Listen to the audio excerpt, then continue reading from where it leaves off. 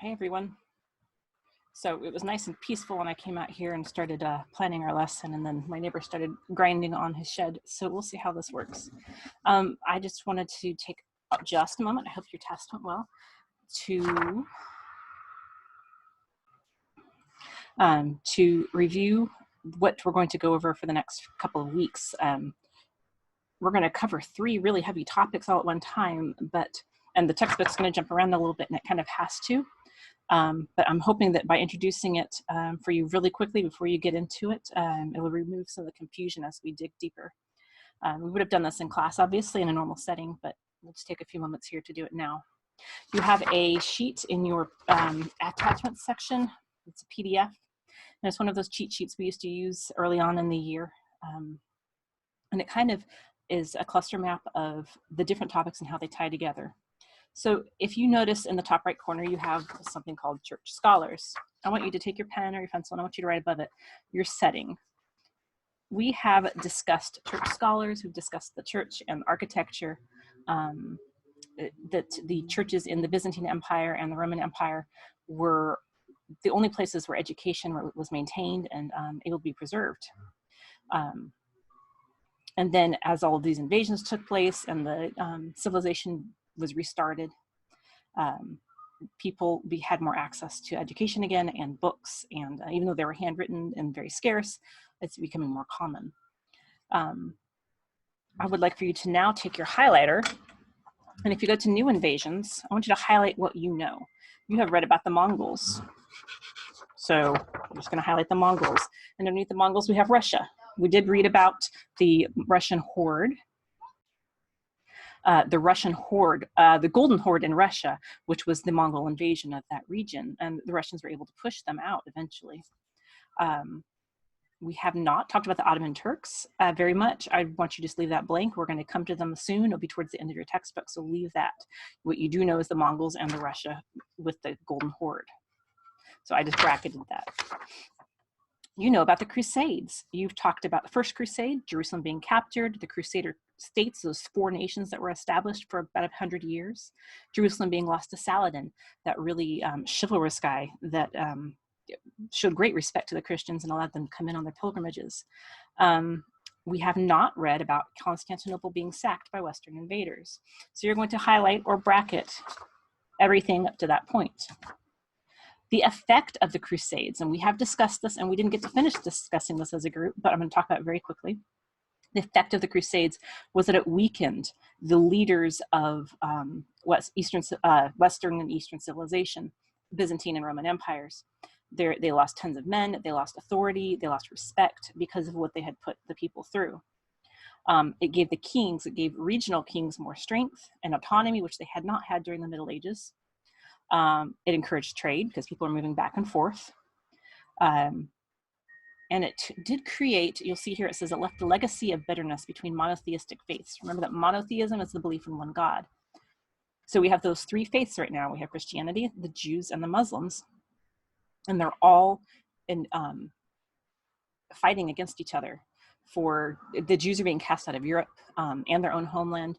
The Muslims are invading the entire world that they know of, and the Christians are attacking back. So those 3 monotheistic faiths are at war with each other, and this is what Thomas Aquinas was trying to prevent when he wrote his book. And this all weakened the Byzantine Empire. You can bracket all of that or just highlight effects. You know all of this.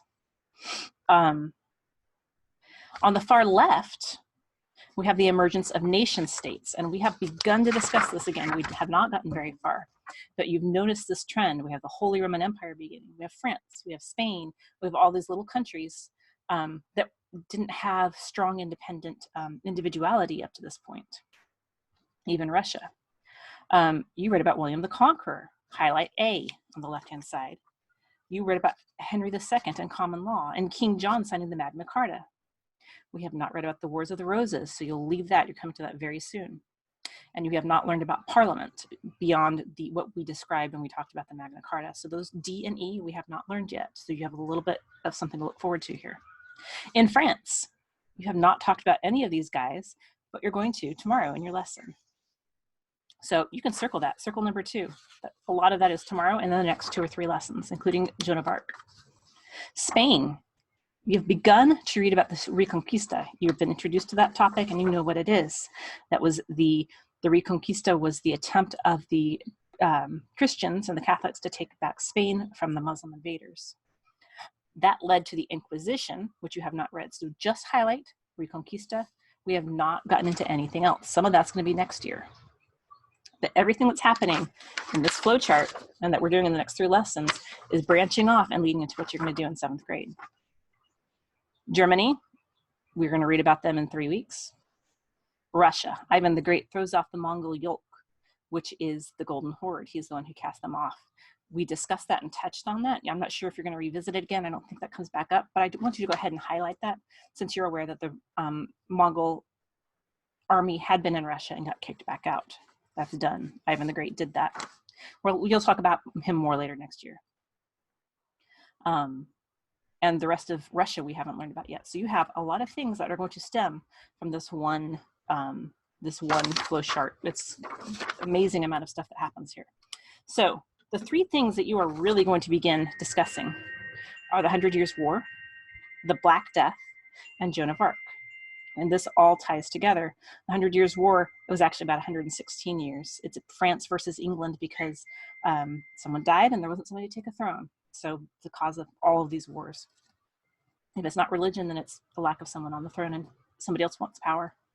So you're going to begin to read France versus England, peasants having longbows, replacing knights. And I would like to discuss the development of weaponry a little bit at some point in a future video I do with you all. Hopefully next week I can get time to do that. Both countries experience a new sense of nationalism. I would like for you guys to take a moment and think about what nationalism might mean. It's very important moving forward in history.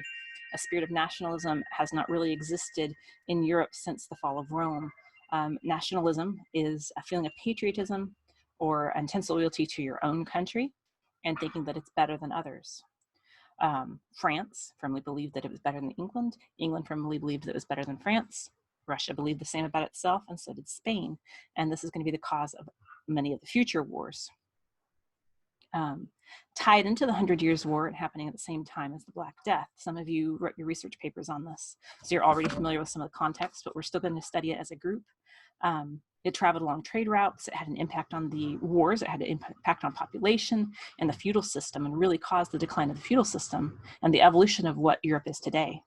So the 100 Years' War happened at the same time as the Black Death epidemic that we talk about. And Joan of Arc comes up and concludes the 100 Years' War. So this is all going to tie together. So your paper should look something like this. I want you to hole punch it and file it where your note sheet tomorrow is going to go. Hopefully that'll help streamline everything and make it a little more organized in your mind as you're going forward. And we're not just randomly jumping around the topics. These are all cohesive and tied together and dependent on each other. Anyway, I hope you guys are all doing well, and I will see you soon.